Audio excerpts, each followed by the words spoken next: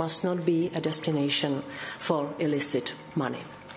The EU financial system must not serve as a vehicle for money laundering and must not serve as an instrument for financing crime, including terrorism.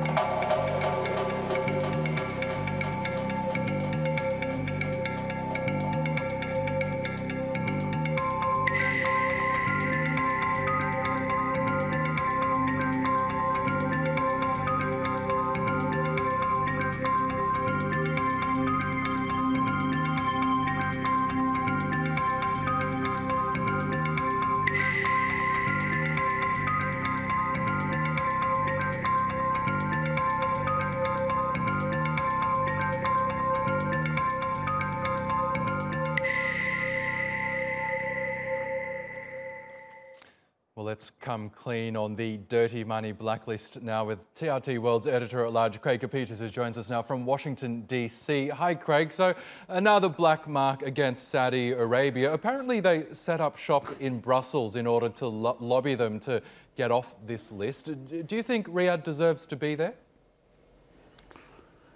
Well, what I think is unimportant, because we just heard the Justice Commissioner of the European Union, Vera Jourova, say that Saudi Arabia is corrupt and there are strategic deficiencies in its monetary system.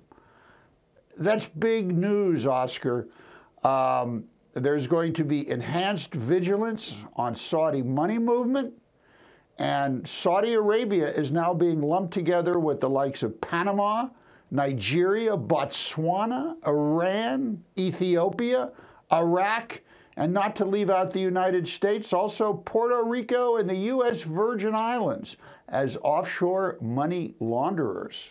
Wow.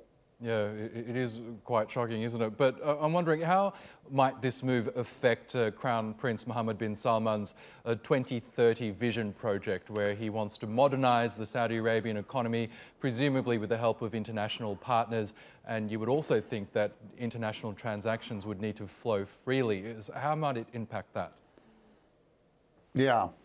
Well, that's the key question, Oscar. I mean, if the 28 EU nations agree to this, as it appears that they will, Saudi Vision 2030 is dead on arrival. We also know that this is going to curtail Saudi airlines because they're unlikely to be able to expand their flights into the EU. There's also going to be other hits on here on transference of money. Remember, you have a lot of big Western corporations, Blackstone, Uber, SoftBank, billions upon billions of dollars are flowing into these organizations from Saudi Arabia. And the European Union just said, watch yourselves. This money could be tainted. EU states could still, however, reject this blacklist within 2 months of the approval, and with Saudi Arabia reportedly threatening to cancel lucrative contracts in several EU countries because of this listing. Do you think some EU states might buckle and actually reject this blacklist?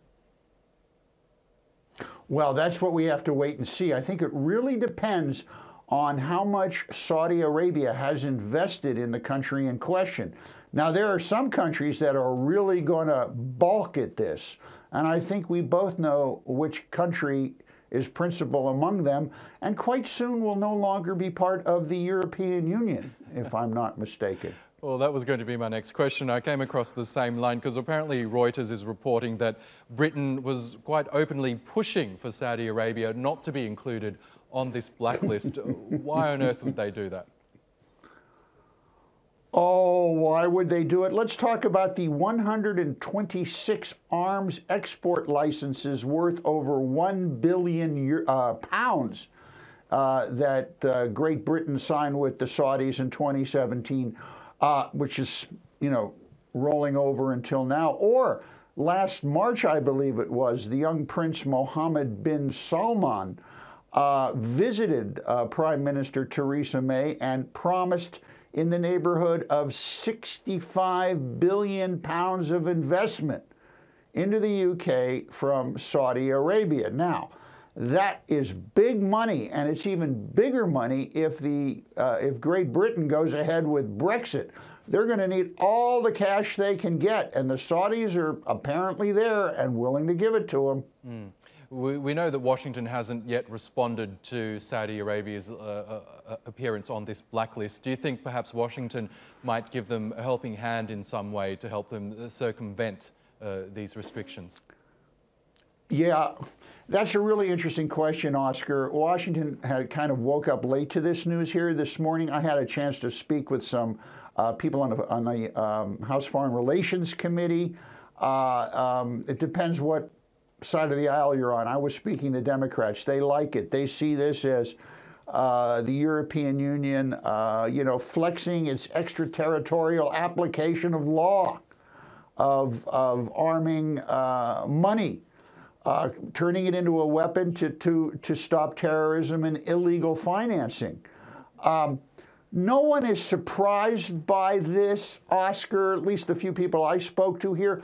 What they're kind of surprised about is that it took so long, because a lot of people in the United States, particularly in Congress, have been saying this should have been done since 9/11 because of the Saudi involvement in the attack on the United States. Yes. So it's been a long time coming, but again, I think it's going to depend on what side of the aisle one is on here in the United States. We'll watch and wait. Craig Copetas in Washington, D.C., thanks again for your time.